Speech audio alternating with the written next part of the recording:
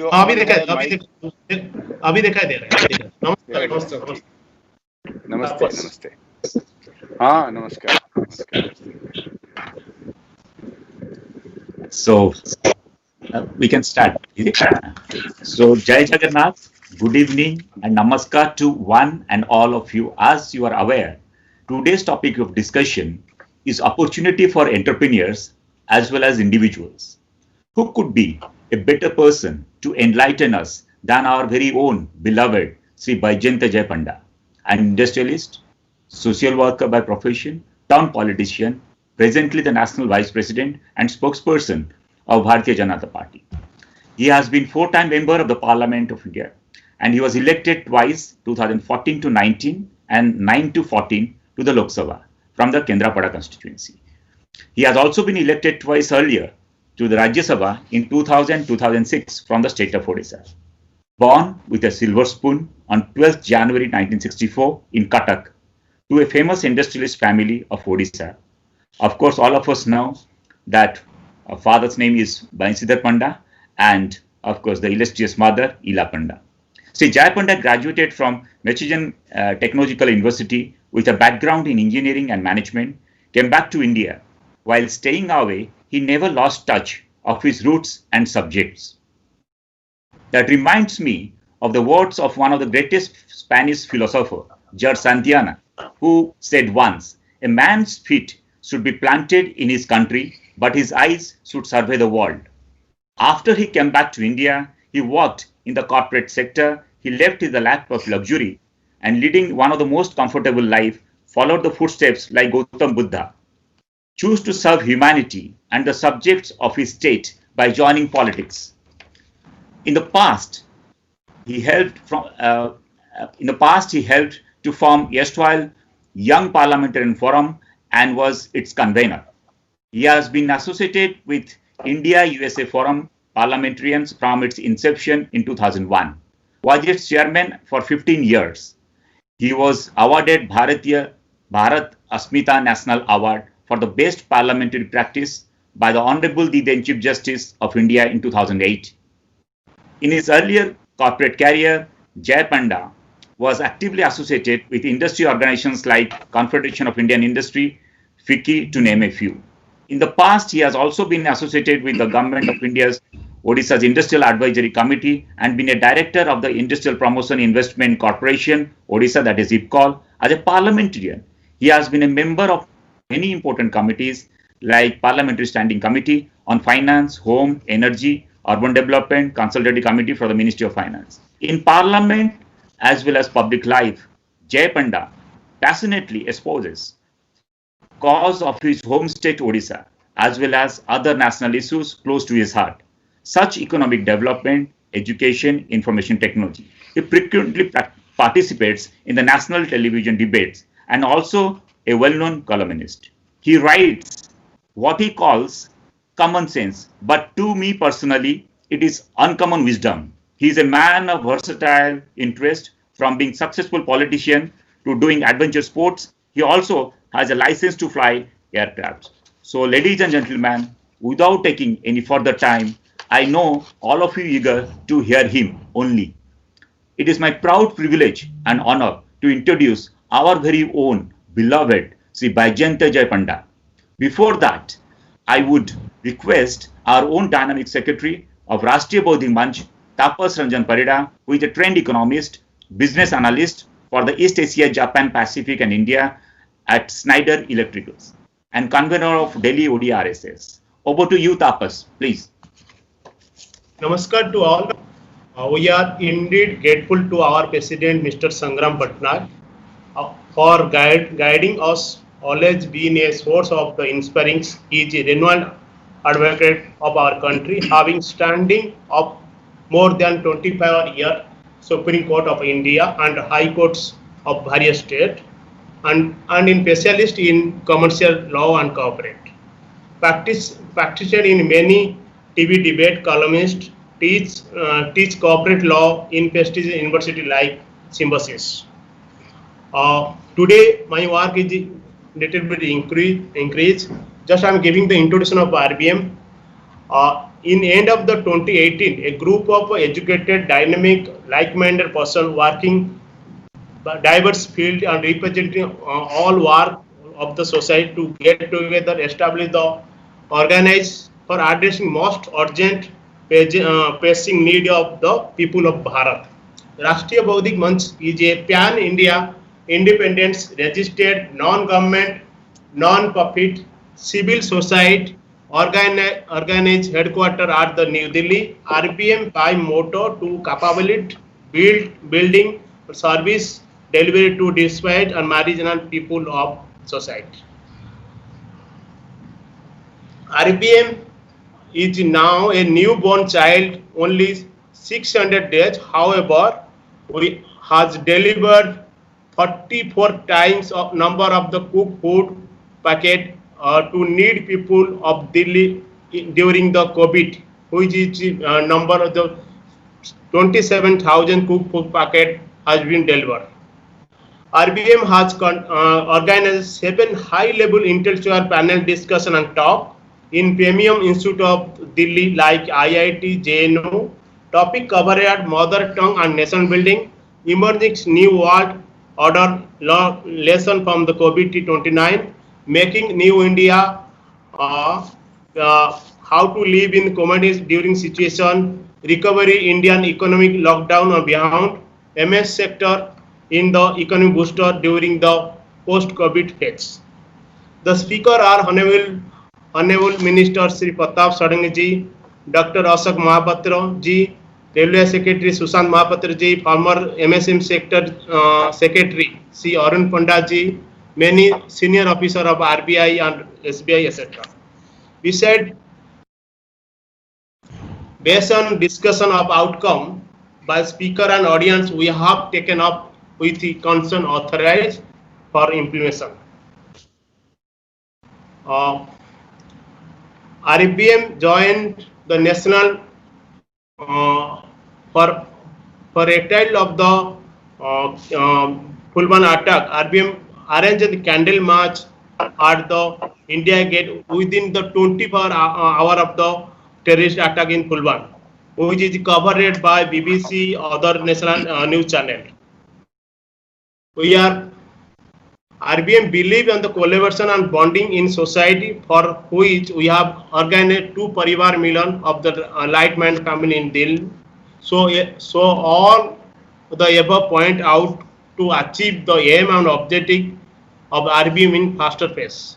Today we are fortunate having the virtual gathering of the intellectual who are the waiting to listening our honorable guest Shri Baijayant Panda, who is a popular known man of action, Garib or Sati.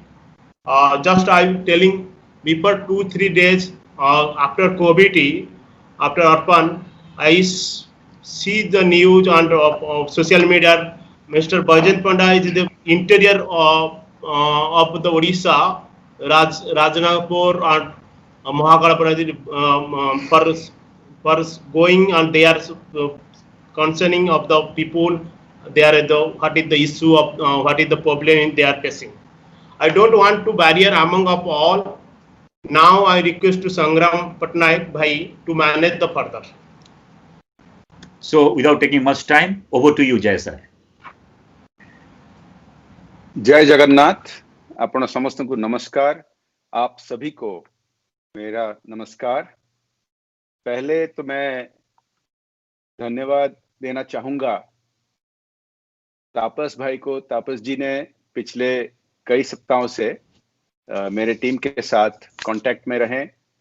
मैं थोड़ा काम में व्यस्त रह गया।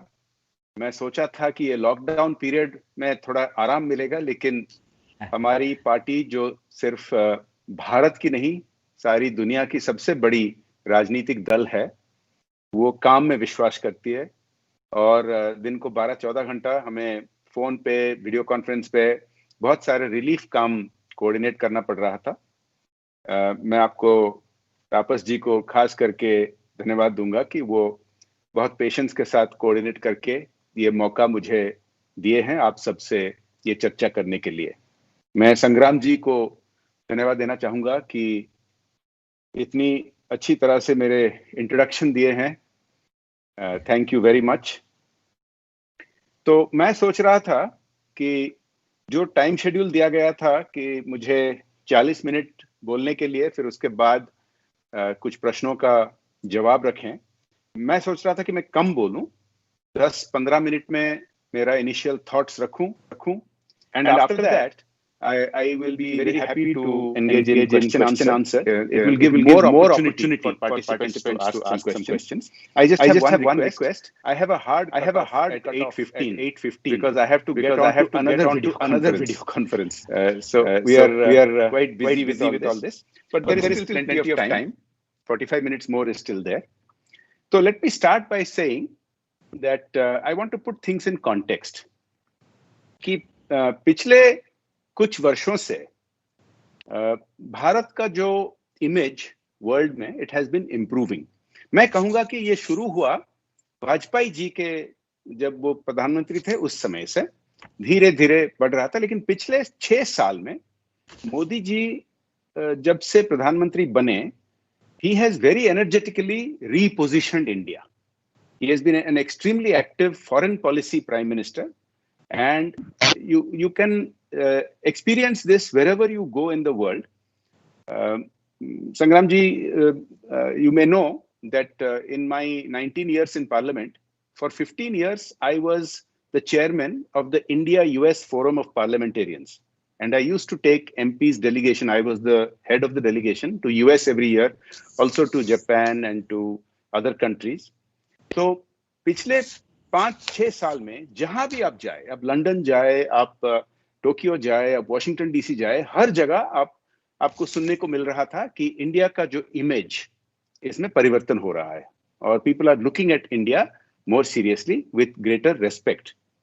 Now, in the last 6 months, or I would say last 1 year, our government has just completed 1 year, many historic decisions were taken on a domestic front. You are all aware of it, so I don't want to go into that very much more. But in the last 4 to 5 months, in this unprecedented pandemic, India has turned a corner. What has happened is we all grew up in an India, at least people like Sangramji and myself, the others may be a little too young.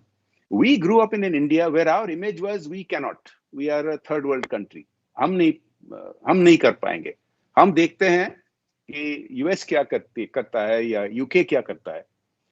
लेकिन इस पिछले 2-3 महीनों में हमको देखने को मिला है कि जो the most developed countries in the world could not do, we have managed. We have taken with the leadership of the Prime Minister, we have taken a very difficult decision to lock down. And as a result, if you remember, 3 months ago, epidemiologists were saying that we will have crores of infected people and millions of dead. But actually, it has been a small fraction of that because of the control. Now, we are not a country like China, which can just order and people have to follow. Here, people have to be convinced. We are the world's largest democracy. And you saw the PM show that leadership by repeatedly coming on television and requesting people and getting them convinced and getting them to participate. Whatever non-participation you saw non-participation in the discipline, that was 1%. 99% of the people actually participated. And that is why we have succeeded. I want to say one more thing about the context. State capacity. India has transformed itself in state capacity. Whereas in developed countries, they could not maintain the discipline and hospitals were overflowing. You saw photographs from European countries and America, people lying dead, laying outside on the street because the hospital capacity was overflowing. In India, let me tell you something, because I have been involved in monitoring many of these things. We were ahead of the curve. So let me take you back to a period about 4 to 5 weeks ago. The day that we had 6,000 infections. On that day, we had 150,000 hospital beds dedicated to COVID. And on that day, there were 15 patients on ventilator for COVID. And we had 18,000 ventilators already dedicated for COVID. So you could see how good the preparation was. The state capacity was much better. Now, you remember, see, nothing can always be perfect. So there are some shortcomings. So when we started 2 to 3 months ago, India had never produced a PPE kit, that is personal protective equipment. And India was not also a manufacturer of ventilators. So there was a fear that we will be running short. But here is where, the old saying that every cloud comes with a silver lining. So within a matter of few weeks, we have become the world's second largest producer of PPE kits, with more than 2 lakh PPE kits being produced every day. Similarly, we have also started producing low-cost ventilators for the first time in India. Now, this is of course, it's a challenge that we are going through. We have mostly controlled the pandemic, but still we have to go through the final stages. And of course, there has been a great economic shock to the system. And for that, a huge package has been announced. But nevertheless, it will take time to bring back the economy on the full original capacity and then to go beyond that. My point is, even during the worst period of the crisis, we found, or some people in India found, the opportunity in this crisis. So what happened was, 2 areas in India have emerged as a center for these new production capacities. One is Vadodara, and the second is Visakhapatnam for ventilators and for PPE kits. So think about it. These are not the biggest cities in India. These are medium to smaller cities. And yet there are opportunities for small to medium-sized businesses to go into this and start doing it. Now, I'll speak for a few minutes more and talk about the opportunities. Now, when you look at the 20 lakh crore financial package announced, relative to India's economic size, it is significantly probably the world's largest relative to our economic size. In actual size, it is in the top 3 or so, but in relative to our economy, it's the largest in the country. Now, some people are complaining about it. Now, I urge you to go deeper into the matter and not get carried away by people who are habitual complainers. They say that not enough cash transfer, it is mostly credit facilities, etc. Let me tell you 2-3 things about the economic stimulus. Every country in the world, whether it is America, Japan, any country, whatever economic stimulus they do, it is always a mix of cash transfer and monetary policy regarding interest rates and fiscal policy regarding taxes. And that is exactly what India has done. India is not different from America or Japan. But think about this. The very first component of the economic stimulus, it happened on day 1 of the lockdown, which was 1.7 lakh crores. And that was all cash transfers. It was meant for the poorest Indians because they were the most vulnerable. And out of, many people still don't understand the numbers. So it is important to understand. Do you know, people are talking about the problems of migrant labor, and it is a real problem because many migrant labor have faced immense difficulty in the shifting back. But from day 1, the government was concerned about them, and 22 million construction workers. Now, who are construction workers? Construction workers are migrant labor. 22 million, 2.2 crores of them got immediate cash transfer within first few days from Government of India in their Jan Dhan accounts. Similarly, 8 crore rural women or 80 million rural women got cash transfer through Jan Dhan account immediately by Government of India. And similarly, the government took a very major decision that food grains will be given free for 3 months, whether you have a ration card or you don't have a ration card, so that nobody will starve. So as a result, 80 crores people, 800 million people got rations during the month of April and May, and they will also get it in June. And so these are just an example of cash transfer. But I want to come to the issue of the policy changes that were made. Now, some people are talking about MSMEs ke liye kya hai? So the 3 to 4 lakh crores that has been arranged for MSMEs, now it is not a cash handout, because if you do cash handout for MSME, a country like India cannot afford it. But think about it. They can draw 20% extra loan without any collateral. Government of India will give the collateral. And at subsidized rates, you can get it from SIDBI at 5% interest rate. This is actually a wonderful opportunity. I know many MSMEs who I am in touch with. They're actually trying to take advantage of this and restart and even expand their production. Finally, the policy changes that affect all the economy, not just MSME, not just the poorer sectors, are very, very crucial. If you think about it, something like the public sector reservation has now gone. Now, there is no sector which is limited only for public sector. Anybody can get into any sector. Public sector will continue in strategic sectors, but anybody can go into any sector. So there will be new sectors evolving in India, including defense production, including many other sectors that was not there. So this will be an economic boom. So the opportunity for experts, people who have worked in anything that is remotely related to these new sectors, will have many, many more opportunities. Technical experts, consultants, engineering experts, management experts in these fields will get a lot more opportunity. But I again want to come back a little bit to MSMEs as well as individuals. Now, one of the big policy decisions that the government has done is to promote the idea of Atmanirbhar Bharat. Now, what that means is, it does not mean going back to the old days of restricting our economy, not allowing, putting restrictions on imports, exports. That's not the idea. The idea is we will continue to be, as we are a growing economy, we need investment, we need openness, but we also need to encourage our own Swadeshi, our own products, goods, services, apps, everything. So one of the big decisions that government has taken is that up to each individual order of 200 crores, government will no longer stipulate a global tender.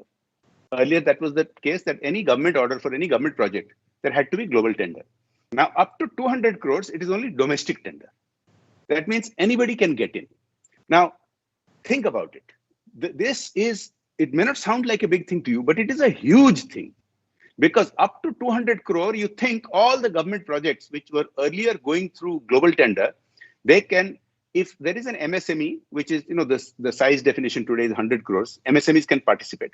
But even if an MSME cannot participate, a lot of Indian companies will participate in these government tenders, and they will need contractors, they will need subcontractors, they will need experts, they will need engineers, they will need consultants. So this opens up a tremendous scope for both individuals as well as small companies or small proprietorships who have specialized knowledge. And that is the one thing we Indians have. We have a lot of specialized knowledge, and our opportunities always used to be restricted. So this opportunity is opening very dramatically. Now, I want to come to the end of my initial presentation by saying that there are going to be all kinds of opportunities for all kinds of people, because life is going to change. Life is not going to be as we knew it. It will not all go back to as before. So one example I want to give is this. If you remember, I think some microphones are on. Can I request they be kept on mute? Yes. So one thing I want to point out is there are big changes happening in geopolitics regarding China, US, and others. And here is an opportunity for India. You may think these are big things. How does it matter to individuals? Let me tell you how it matters to individuals. Now, China has been called the factory of the world. And that is because in last 30, 40 years, it transformed itself from a developing country to a country which manufactures all kinds of things. But for a long time, India has been the back office of the world. We have been doing programming, coding, technical support services to big companies worldwide. There is something that Uday Kotak said, who is our most successful private banker in India of Kotak Mahindra. He said the idea that why should we be the back office of the world? Why not the office of the world? Think about it. In last 2 months, many of you in this video conference have got used to working from home. Now think about Western companies. If they are in New York or London or Paris or Silicon Valley, they are also doing the same thing. The earlier idea that they all used to meet together is largely now changed. So just like we are having this video conference, many big companies are now operating on video conference exclusively for last 2 months.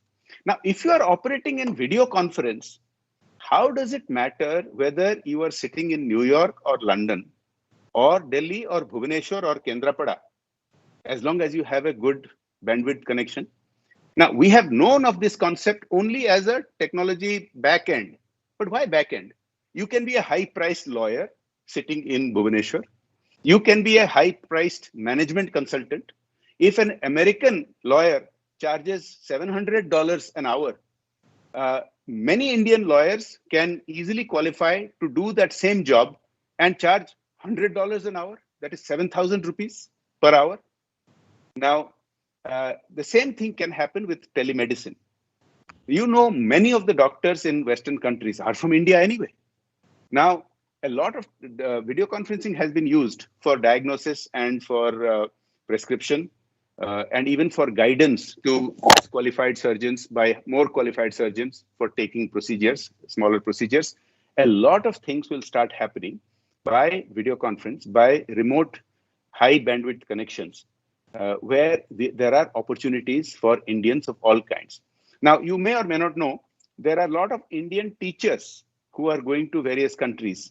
For example, Indians go to Japan to teach English. They go to Africa to teach various things. Now, there also people have got used to the idea of doing by video conference. Everybody has started using Zoom or WebEx or MS Teams, or there are Indian versions also coming out. So what is happening is that there is a revolution that we can take advantage of. The final point I want to say is there are many things we can do in India when we talk about Atmanirbhar Bharat. Recently, some of you may have seen on social media, I promoted 2 coffees. Now, I love coffee, and I have been drinking coffee all over the world. I collect coffee wherever I go. There are famous coffees from Africa, from Jamaica, from Indonesia. Now, I was very impressed with, India also has good coffees from Coorg and other places, but I was astonished at the quality of the coffee that I discovered 6 months ago, which is grown on the Andhra Pradesh and Odisha border. On the Andhra side, it is called Araku Valley, and on the Odisha side, it is called Koraput. Now, the coffee grown in Koraput and Araku Valley, I was astonished. I just discovered it about last year, about 6-8 months ago. It is excellent quality. Now, Araku has got some tie-up, and they are doing fantastic marketing in Paris and other places, and they are treated as a premium coffee. Koraput has not yet got that. Koraput coffee is available, but has not yet got that branding. My point is this: from coffee to clothing to technical services to expert services to all kinds of things, we are capable of producing world-class goods and world-class services. Apps, already there are Indian versions of many apps that are being discussed, alternatives for TikTok, alternatives for many other apps. So the opportunities are tremendous. Final point I want to make, a lot of companies are de-risking from other countries. They had put all their eggs in one basket, in China mostly. And Japan has got a very big fund to get most of its companies out of China. Similarly, other Western companies are also moving out of China, but we have to also attract them. They are also attracted to Vietnam and other countries. But part of the decisions taken in the economic stimulus package is already attracting about 1,000 companies are in talks with India. Land has been made available. I think more than 4 lakh hectares, 4.5 lakh hectares of land has been made available. This is one of the policy changes that people don't talk about. But 4.5 lakh hectares of land, which is already in the hands of government and public sector, has been made available. So land acquisition, which is such a huge problem in India, is not there for a large number of projects. So these are some of the factors that are going to provide immense opportunities for business people, for technically qualified people, for experts in various fields like law, management, for teachers, for agriculturists, for all kinds of Indians. And this is an opportunity to be taken advantage of. So with that, I will conclude my initial remarks. We still have about 20-25 minutes left, and I will be happy to take any questions. In fact, brilliant, I must say. And only one word is that it is a completely enthralling experience to most of us. And Baijayant Babu, that reminds me of the famous saying of Winston Churchill, who once said, a good speech should be like a woman's skirt, long enough to cover the subject and short enough to create interest. And today we have, all of us have experienced that. the wisdom that we have got tonight is probably uncomparable. So therefore, and since you are more comfortable in answering the question rather than the speaking part, I would definitely take this opportunity to introduce two of our I would say that utmost, I would say that they are the most important guests tonight we have. One is Dr. Balaram Pani, Principal of Bhaskar Acharya College, Applied Science, Delhi University, also Director of the Campus of Open Learning and Sangchalak of Dwarka Vibhag. Second important guest I would like to introduce is Sri Ritesh Agrawal ji. He is a well-known chartered accountant in the country and Prachar Pramukh of RSS Delhi Prant. I would request Balaram Bhai as well as Ritesh ji, if you have any question, kindly go ahead, because probably our Jai sir had little time today, but certainly he would be available, I'm sure, after the this talk. But if you have any question, please go ahead.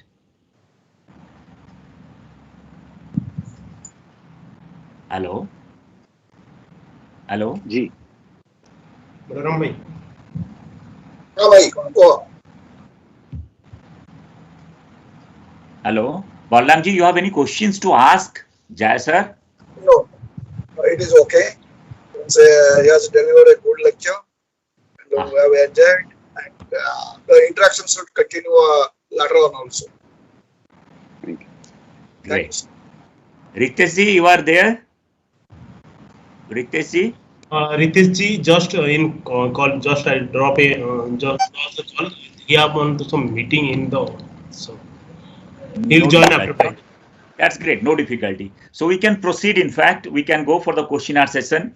And Jai ji, in fact, we have many eminent people right in front of you, starting from our own Sukumar Sahu, who is the professor in IIT, Mr. Jena, Mr. Himanshu, all of them are there. Now the podium is open, that if there is any other question, if you can ask, be short and ask the question, and let us hear the words of wisdom.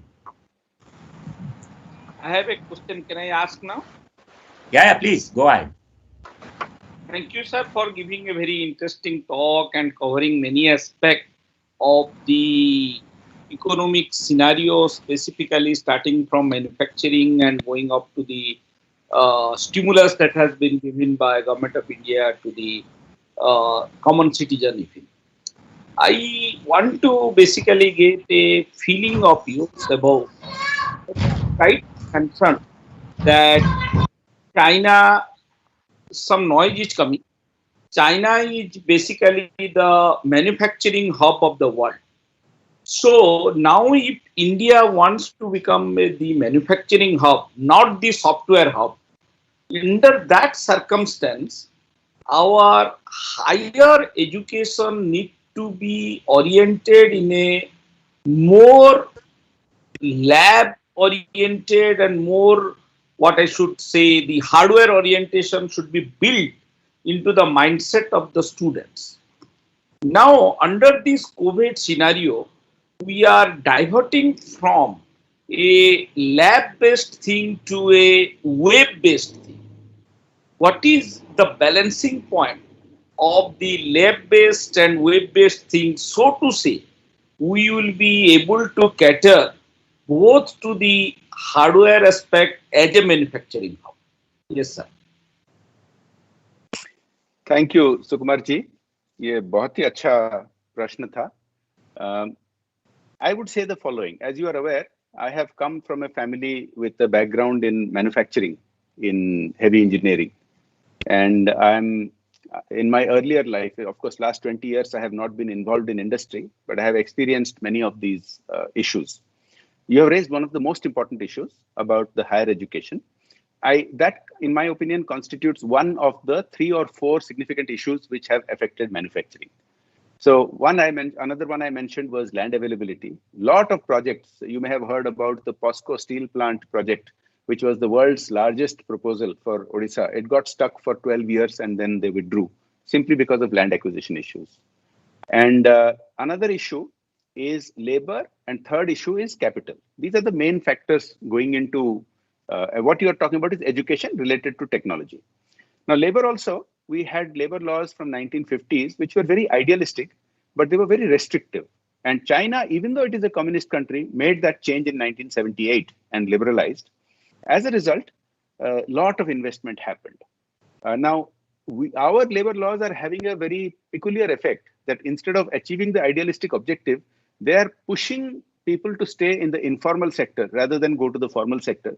Because in the formal sector, most companies have a lot of problem dealing with the red tape, dealing with the bureaucracy and the harassment. So they try to avoid hiring. They try to use technology even where manual labor is more suitable. And similarly, capital, Indian interest rates are among the highest in the world. And here we have suffered for various reasons. One reason was for many years, we had a very high interest rate from RBI, even though our inflation rate had gone down. When late Arun Jaitley ji was alive as finance minister, he kept appealing that interest rates are supposed to mirror inflation. Even though our inflation went down, interest rate did not come down. And that has harmed a lot of businesses. So fortunately, the new RBI governor is much more dynamic. And over last 1 year, he has repeatedly reduced interest rates, and particularly for this pandemic crisis. Government has now started making land available and making some liberalization to the labor laws. And that brings me to the final factor, which is your question, which is absolutely correct. Now, by itself, it can neither make nor break manufacturing. That is to have the proper education and the proper technology. But in combination with these other three factors, then it becomes a very important factor. Now, I will say the following. We have, of course, a growth of what you call web-based technology, which is online and service-oriented. But online need not only be service-oriented. There is a phenomenon now happening called IoT. So IoT stands for the Internet of Things. That is to bring about the interface between internet, which is mostly a service, such as video conferencing, chatting, all kinds of services, and manufacturing. So in Internet of Things, next generation refrigerators, next generation appliances, next generation cars, they will all be interconnected to the internet. And so manufacturing also has to adapt to the web, and web technologies also have to adapt to the real world. And IoT is already becoming very big in the West, and it is at an initial stage in India. But I can tell you, many youngsters who are studying computer science and who are in their 20s today, if you ask them, they are very eagerly doing their masters in IoT, Internet of Things. So I think we should give that more recognition and more encouragement, because we have some of the best minds. You go to any tech company, any manufacturing company in the West, you'll find Indians. So we have the best minds. We just have to tailor the education environment to make sure that we have enough qualified professionals for this field. You've raised a very valid point. I think we are at the sort of initial stage of that, and we have tremendous opportunities for this. I would suggest that you keep track of the IoT trend that has a great relevance to exactly the point you are making. Thank you, sir, for a very nice answer. So Thank thank you very much. Thank you, Jaya sir, and thank you, Sukumar sir, for the brilliant question that you have put. Now I would request Dr. Ashish Das. He is raising his hand. Dr. Ashish Das, you are available? Yes, I'm available. Just put your question. Yeah. Am I audible? Yeah, you are very much audible. Please go ahead. Thank you, Joy Bhai, for sharing your insights and sharing also what the government of India is doing and for the MSME sector as well as for boosting entrepreneurship. And many of the times entrepreneurship also depends on a supporting ecosystem. That's the area from where it gets the boost. And because you have, I think you are one of the rare persons who have a very, wide spectrum of understanding about the ecosystem in Odisha, whether it's as a policymaker or as a person who has a lot of experience at the field level. So I would like to know, considering the present ecosystem that we have in Odisha, what kind of entrepreneurship opportunities do you see growing in the state or envisaged for the people from the state of Odisha? Excellent question, Ashish ji. Now, I have experienced the Odisha ecosystem, and I have also lived and worked in the US for 9 years. I know that ecosystem. And of course, I've been involved in CII, FICCI. I know the Indian ecosystem. Let me tell you, whatever potential exists in India, it exists more than double in Odisha. Whether you talk of manufacturing, whether you talk of agro industry, whether you talk of the IT sector, a lot of ODIs are very good at the higher functions. So you go to any IT company anywhere in the country, you will find a lot of ODIs. So we have all kinds of opportunities. Now, one of the things that we have to do is to, as a culture and as a governance, we have to give primacy to entrepreneurship. Now, we know, those who have been entrepreneurs, they know that for whatever reason, we used to be entrepreneurs in our history. We used to be daring sailors and traders and merchants going all over the world. But somehow in last 1,000 years, ODIs have become much more conservative, maybe because of our historical problems. We, as a culture, we do not value entrepreneurs as much as a Gujarati culture values entrepreneurs, or as much as an Andhra culture. That is changing. There was a time, one generation ago or two generations ago, in 1960, when my father came back, there were hardly any entrepreneurs. Today, there is an ecosystem. Today, there are entrepreneurs in seafood industry. There are entrepreneurs in IT industry. There are entrepreneurs in even small scale restaurants, hotels, catering services, all kinds. So that ecosystem is coming up. So that brings me to the governance issue. Now, I don't want to make this political. You all know that I have had my own views about what can be done in governance. If you look at the ease of doing business, this is a very important thing, because under Prime Minister Modi ji, India has improved dramatically in the last 6 years. We have gone from 142 to 60 something now in ease of doing business. His target is that we must at least be in the top 50. So we've made a lot of improvement. Similarly, there are state rankings. You have magazines like India Today and others also do state-wise rankings. If you look at Odisha, at one time, about 15 years ago, Odisha had become in the top 10 among Indian states. Today, it usually ranks in the top 20. So if you look at various sort of business friendliness rankings or on the governance aspect of it, most the rankings are sometimes 11, sometimes 17, sometimes 14. That's a very good indicator of where we are. So I think we need to do more. As a society, we need to value entrepreneurship, because government cannot create jobs for 1 billion people. It has to be entrepreneurs everywhere in the world. That is the case. And secondly, to attract investment, you have to treat them with red carpet. You cannot be that old type of governance where you dictate what, who can do, when, how. That does not foster entrepreneurship. So we must, those of us who are opinion makers, you, I, Sangram Bhai, Sukumar ji, all others, we must keep a focus on this, that just like Modi ji is targeting, India should be at least in the top 50 and later on in the top 10 in global index of ease of doing business index. Odisha should at least be back in the top 10 and should be in the top 5 or top 3. And if we keep that focus, if we keep highlighting that, then governance will be forced to react to it. And that creates the level playing field or the encouragement to the ecosystem. But you'll be glad to know that the ecosystem today is much better compared to 20, 30, 40 years ago. But it still has a way to go. Great and very satisfying answer. Now I would request another pillar of our organization, Dr. Himanshu Bose is the registrar of IGNOU, New Delhi, and a former principal in a government college under Calcutta University. And coincidentally, was the first ABVP presidential candidate in JNU, 1991. Now over to Himanshu Bhai. Please put your question.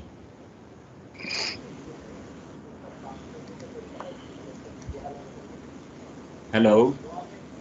Hello. Hello. I think he's not there, is it? So we can move on. Unmute करो हिमांशु जी. Himanshu, you need to unmute. Okay. Yeah. Namaskar, Mr. Panda. My question is very simple. in the sense that we have talked about industry, we have talked about IT, we have talked about everything. Okay, it's fine. It's really important. I don't. There is no second opinion about that. But then I think all of us present here will definitely agree that industry rides on the wheels of agriculture. Agriculture is the backbone of any nation. We have to eat. A country of 130 crores plus, it's going to be maybe 150 crores in another a few years. And so a country of 150 crore people needs a lot of foodstuff to feed its population. Unless and until this hunger is taken care of, unless and until this wastage of food grains is taken care of, if unless and until the supply chain management is taken care of, I mean, whatever we talk about industry or whatever, that's going to, I don't think that they're going to succeed in a very big way, because ultimately we'll have to, I mean, nothing can succeed on empty stomach. That's it. So now, how do you think as an entrepreneur, as a businessman, as a policy maker and an opinion maker, how do you see that we can play a significant role in changing the agricultural scenario in the country so that they can complement the coming industrial revolution that we are talking about? I think you have raised a very important question. So I want to first put things in a historical context and then explain the policy challenges that we have today. So there is no developed nation which has beaten poverty, where large number of people are involved in agriculture.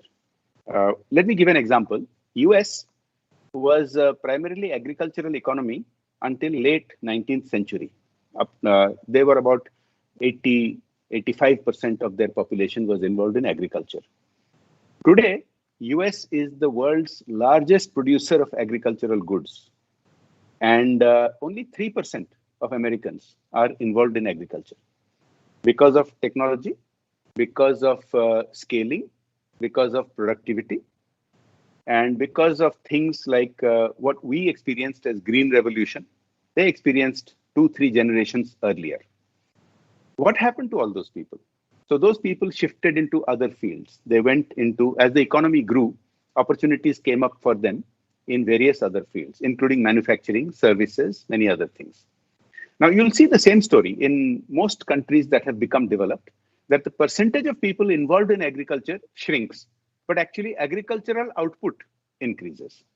Now, we have also similar tendency. We also had 80-90% people involved in agriculture, around the time we were getting independence. Today, about 500 million people, which is a little bit less than 50%, are involved in agriculture in India. So in our case also, it has been shrinking, and our output has also been growing. Now, until 60s, we had starvation. We used to depend on PL 480 aid grains coming from US. But we had this revolution called the Green Revolution. Subsequently, we have had the White Revolution in milk and dairy production.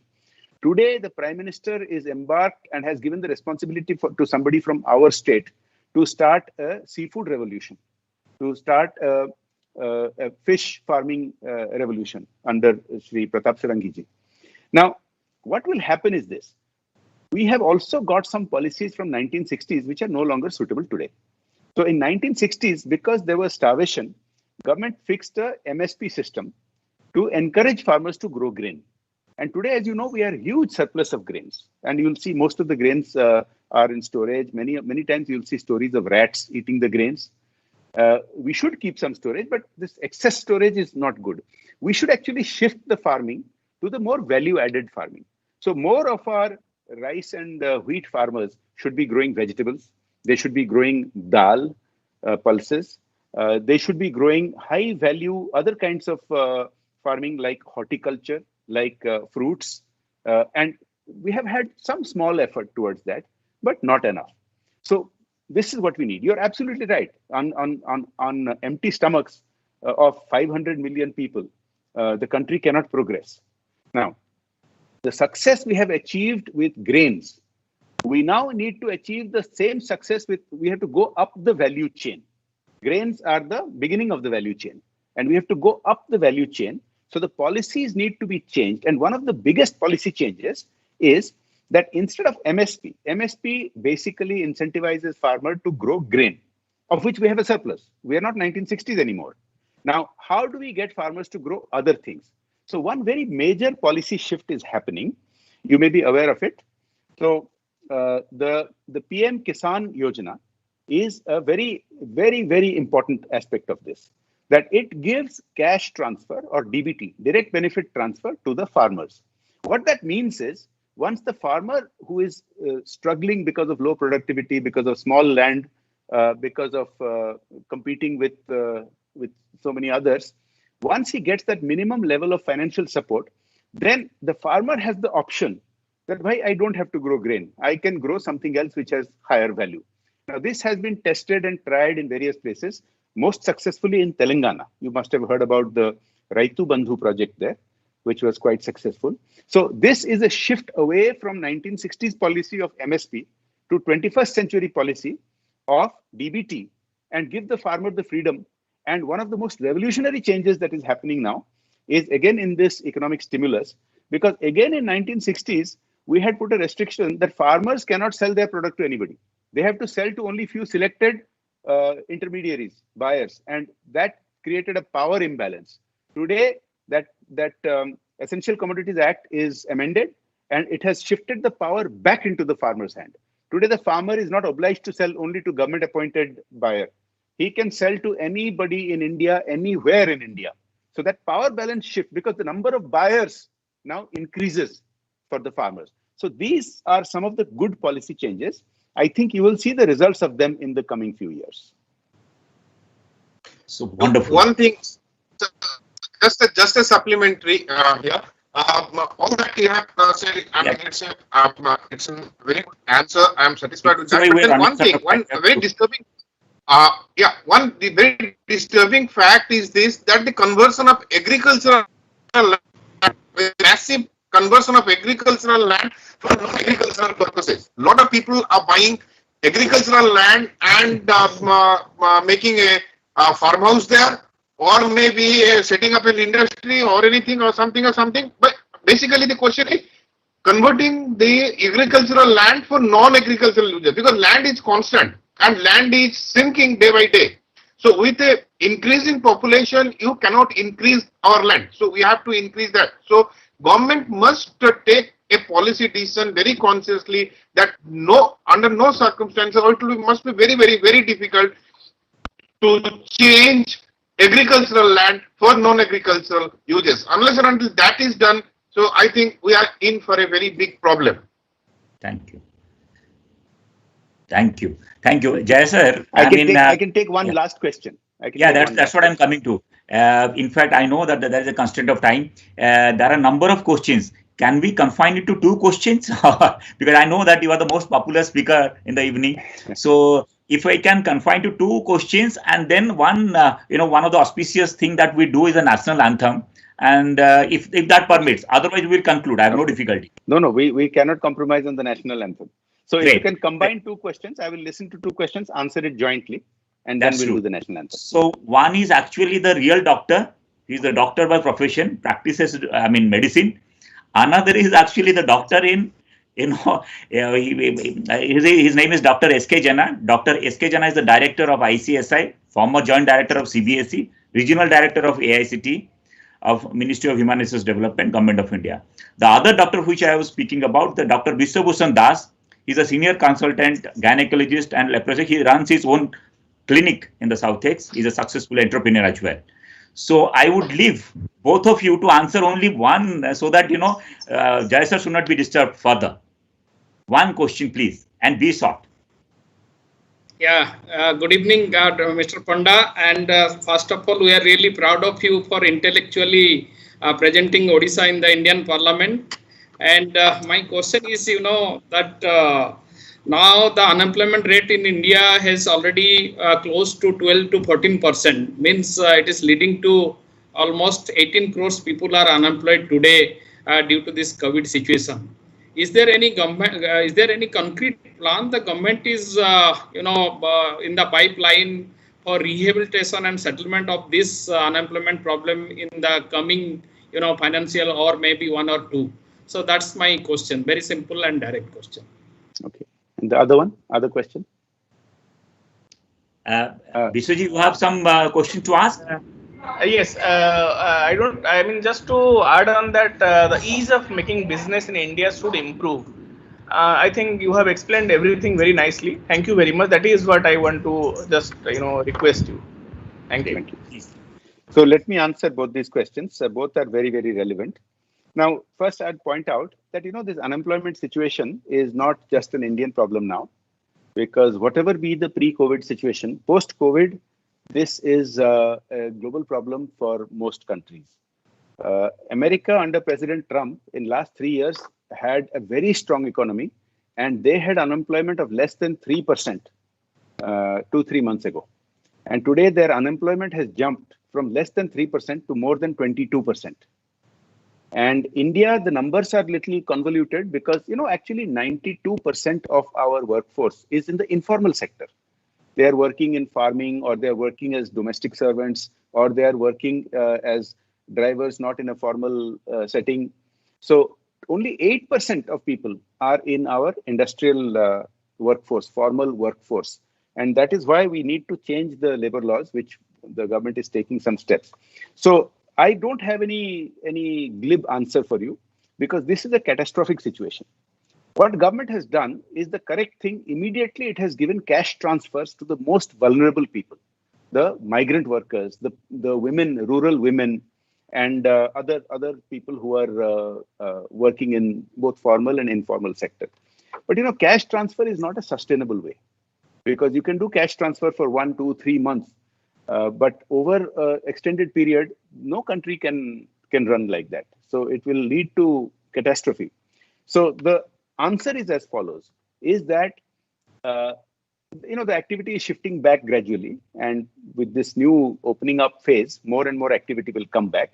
So hopefully, within a period of 2 to 3 months, a lot of activity which was existing will come back, and that will take off some of the pressure, but not all the pressure. And in any case, India needed to do a lot more even without this COVID crisis. So we have to do many other things. Some of the policy changes that I have talked about are going to have a very, very big impact. We are not thinking it through. You'll see that this Prime Minister's attitude throughout last 6 years is not about tinkering. GST is the single biggest tax reform. It got rid of 17 different taxes. So he doesn't do tinkering, whether it was Article 370 or whether, any of these things. It is all he believes in fundamental change. So fundamental change doesn't give you quick results. Fundamental change is an important step which gives you result gradually over the medium term. So for example, this up to 200 crores, no global tender, for removing any restrictions on private sector investment in any sector. This will not show you result next month or in 3 months or 6 months time. But over a 3 to 5 year period, you will see very dramatic results coming from some of this. And in between, whatever emergency measures can be taken, the government will take. And of course, we may need to keep making policy changes to suit the requirements as we go along.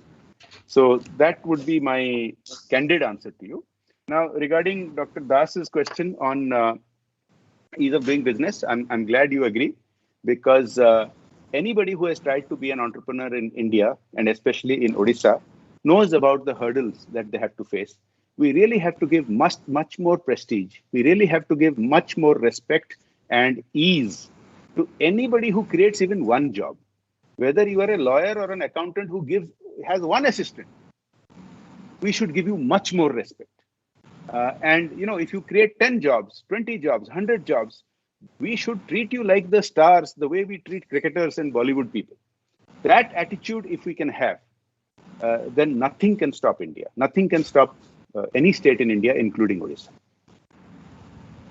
Absolutely brilliant. I think all of us are satisfied with the answer that we have got today. In fact, Yes, Jaiva will not take much time any further, and I'll straight away for you only. I reminded of James Freeman, the famous author and the American journalist and the editor of Wall Street Journal, who once said the difference between a politician and a statesman is that a politician thinks about the next election, while a statesman thinks about the next generation. All of us today experience tonight the dream of a statesman. I would not agree that you are a politician simply. You are a statesman in real sense of the term. Wonderful, wonderful. And now there is a real entrepreneur in our group. His name is Mrutyunjay Bhai, and I would request him to give a vote of thanks, and straight away thereafter we'll go for national anthems. Please. Mrityunjay unmute करो तो. Honorable, Mrityunjay. Please go ahead. We can hear. Please. Thanks, sir. Honorable National Vice President of BJP, tall leader of Odisha, ex-member of Parliament, and the Industrialist Baijayant Panda ji, respected President, Secretary, and member of RBM. It is my privilege to allow vote of on behalf of RBM to Panda ji, giving the satisfactory answer of our team, and also giving the thanks to Tapas ji for giving the credential of Rashtriya Boudhik, as well as the proper distribution of food during the lockdown period, particularly Odia communities, those who are staying in Delhi, and also giving last thanks to Panda ji to providing available Sunday evening time to us and to enhance the value of RPM. Thanks, sir. Brilliant. And in fact, we will come back to you, sir. I mean, maybe in a near future, whenever RBM requires any guidance, we'll come back to you. Now, let us play the national anthem. We must stand up for the national anthem. Yes, yes.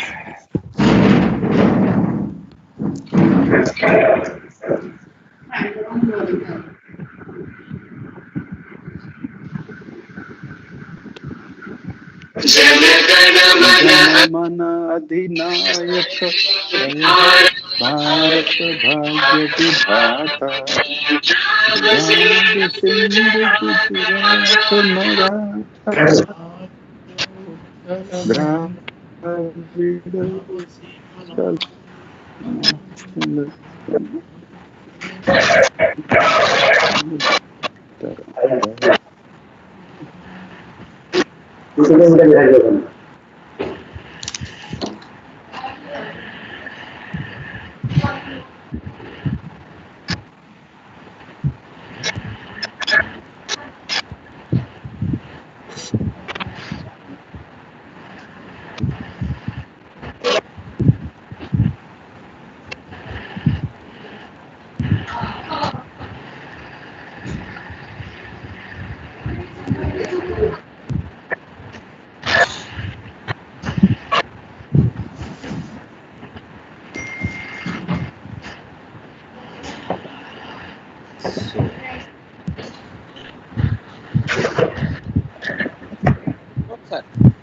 So, Baijayant Babu, are you there or? Achha, you are there. Yes, because I'm still here. Thank you so very much. It is not the end of your speech. In fact, it is the beginning of a relation. It is the beginning of a relation which will go further. To boost our relation, we would stay in touch with you. Thank you very much, sir. Thank you. I look forward. Thank you. Thank you. Namaskar. Namaste. Thank you. And sorry for the late, sir, delay. We are apology for that. Thank you, sir.